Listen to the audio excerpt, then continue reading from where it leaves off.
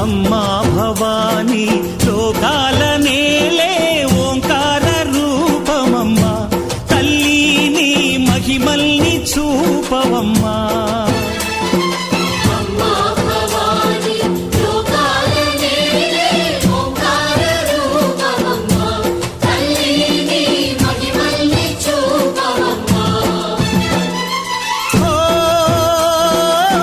సృష్టికే దీపమా, శక్తికే మూలమా, సింహరథమే నీదమ్మా.